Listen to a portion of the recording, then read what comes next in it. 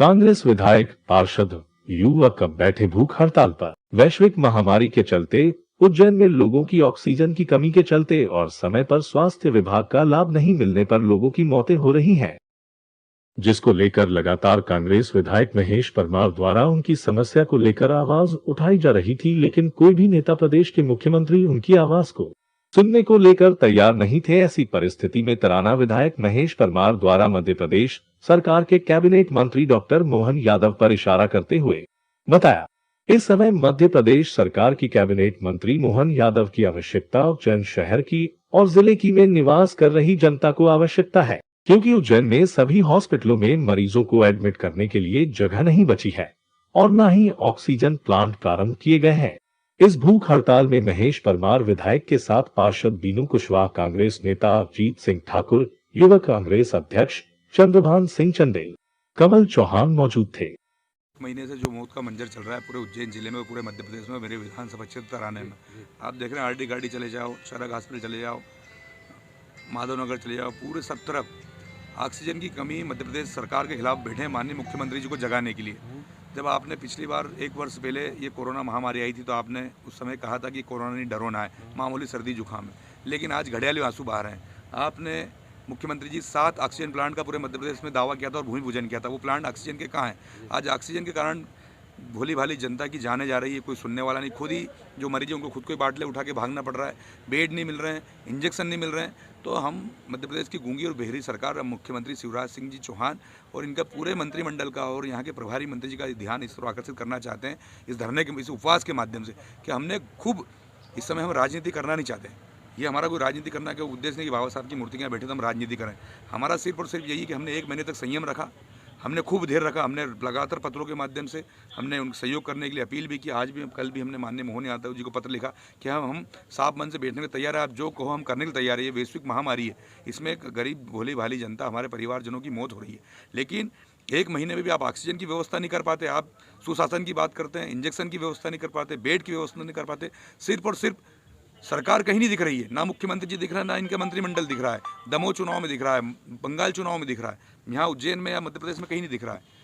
सिर्फ और सिर्फ स्वास्थ्य विभाग के हमारे डॉक्टर साथी, स्वास्थ्य कर्मी है, हमारी जो नर्स बहन है, जितना भी स्वास्थ्य विभाग के अमला है वो ईमानदारी से काम कर रहा है। तो प्रशासन के लोग, हम उन पर भी आरोप नहीं लगाना चाहते, क्योंकि वो 24-24 घंटे अपनी जान जोखिम में डाल के वो भी काम कर रहे हैं। सिर्फ शिवराज सिंह चौहान जी, आपका क्या दायित्व बनता है? आप कहते जनता मेरी भगवान, तो ऐसी भगवान आप मरने के लिए छोड़ दिया। आप देख लीजिए, बाटले उठा के एक मरीज जब कोरोना का पॉजिटिव होता है तो उसके 3-3 परिजन कहीं ऑक्सीजन का सिलेंडर ढूंढते हैं, कहीं ऑक्सीजन की मशीन ढूंढते हैं, बेड के लिए भागते हैं। तो ये क्या है?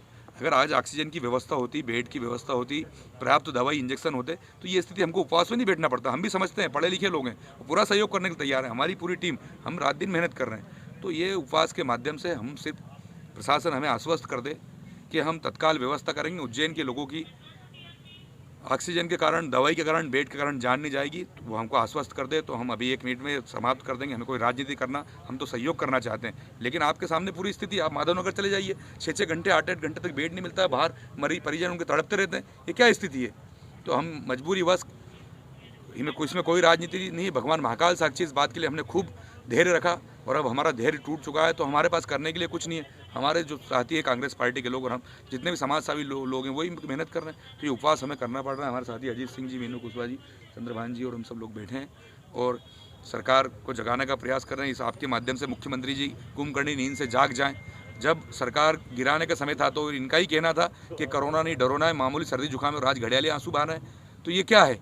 इनकी कथनी और करनी में अंतर। इस समय भी हम तो जब इनकी कमी पूरी हो जाए, इंजेक्शन पर्याप्त मात्रा में आ जाए, बेड हो जाए, तो हम तो तत्काल अभी उठ जाएंगे, कोई दिक्कत नहीं, कोई भी आदि। लेकिन सुधार होना चाहिए। जनता को इस तरह हम तड़पते हुए नहीं देख सकते। आप पूरे कहीं भी देख लीजिए, मेरे विधानसभा क्षेत्र तराना और पूरे जिले में, उज्जैन में, तो आप स्थिति आपके सामने है। तो अब बाकी क्या बोलें, अब आप सब लोग समझदार हैं। आप लोगों से यही निवेदन है कि कैसे करके मीडिया के माध्यम से, मीडिया तो सोशल मीडिया और प्रिंट मीडिया तो लगातार 24 घंटे जो तस्वीर है सामने वो दिख रही है, आपके माध्यम से लोग देख ही रहे हैं। तो हम उपवास पर बैठे हैं और जल्दी सुधार हो, यही सरकार से प्रार्थना है। विधायक जी, कई बार तो मरीज परेशान हो रहे हैं, भर्ती नहीं कर पा रहे हैं और जान गंवा रहे हैं, उस संदर्भ में आप क्या कहेंगे? तो वही इसलिए तो उपवास पे बैठे हैं। आप वही तो कह रहे हैं, 4-4 घंटे, 8-8 घंटे माधवनगर से रेफर कर देते हैं, वहाँ चले जाते हैं ऑक्सीजन के लिए। रात को 12 बजे, 2-2 बजे उनके परिजन भटकते रहते हैं, कभी राघो पिपलिया जाते हैं, कभी ताजपुर के वहाँ जाते हैं। बट जो समाज सेवी बंधु है वही सेवा कर रहे हैं और जो अपने स्तर पे जो लोग जुटा पा रहे हैं वो ऑक्सीजन। आज प्राइवेट हॉस्पिटल में देख लीजिए, लाखों रुपए देने के बाद भी किस तरह से बेड बेच रहे हैं। ये सुशासन है। 2-2 लाख, 3-3 लाख, 4-4 लाख रुपए खर्च करने के बाद भी उनको स्वास्थ्य सुविधाएं नहीं मिल रही है। किसी भी हॉस्पिटल में आप चले जाएंगे तो एक ही बात होगी कि भैया हमारे यहाँ ऑक्सीजन नहीं, आपकी खुद की ऑक्सीजन लेकर आओ। तो ये क्या स्थिति है? कभी रात को 2 बजे किसी परिजन का फ़ोन आता है कि देशमुख में आधे घंटे की ऑक्सीजन है, कभी पाटीदार का फ़ोन आता है, कभी संजीवनी का फ़ोन आता है, कभी आरडी गाड़ी से फ़ोन आता है, कभी चरक से फ़ोन होता है। तो ये क्या है? पूरी स्थिति आपके सामने है। कभी अपोलो से कि आज ऑक्सीजन नहीं है। तो पूरे शहर की ये स्थिति है। सरकार जिम्मेदार है, शिवराज सिंह जी चौहान जिम्मेदार है, इनका पूरा मंत्रिमंडल जिम्मेदार है। उनको व्यवस्था करनी चाहिए। अगर आज 1 साल में भी आप ऑक्सीजन की व्यवस्था नहीं करा पाए, पर्याप्त दवाई की व्यवस्था नहीं कर पाए, बेड की व्यवस्था नहीं कर पाए, तो इसके लिए कौन जिम्मेदार है? सिर्फ और सिर्फ मध्य प्रदेश की सरकार जिम्मेदार है, मुख्यमंत्री शिवराज सिंह जी चौहान जिम्मेदार है और इनका मंत्रिमंडल जिम्मेदार है। माननीय हमारे प्रभारी मंत्री जी मोहन यादव जी 2-3 दिन से दिख नहीं थे, वो कहाँ हैं? उनमें ये सवाल पूछा था, वो भी कहाँ हैं? तो अब हम जो भी हमारे ऊपर कार्रवाई करना हो करें, हमें कोई डरने वाले नहीं है। अगर जनता के प्रतिनिधि और जनता ने हमें चुना तो उनकी बात रखने के लिए हमें सही तरीका लेगा। बाबा साहब की मूर्ति के नीचे हम बैठे हैं उपवास पे। सरकार का कोई भी आदमी हमें आश्वस्त कर देगा तो हम कहेगा कि उज्जैन के लोगों की ऑक्सीजन के कारण जान नहीं जाएगी, इंजेक्शन के कारण जान नहीं जाएगी, बेड के कारण जान नहीं जाएगी, पर्याप्त सुविधा उपलब्ध होगी, तो हम सरकार का पूरा सहयोग करने के लिए तैयार हैं। हम तो आगे पहले भी सहयोग कर रहे थे, आगे भी सहयोग करेंगे।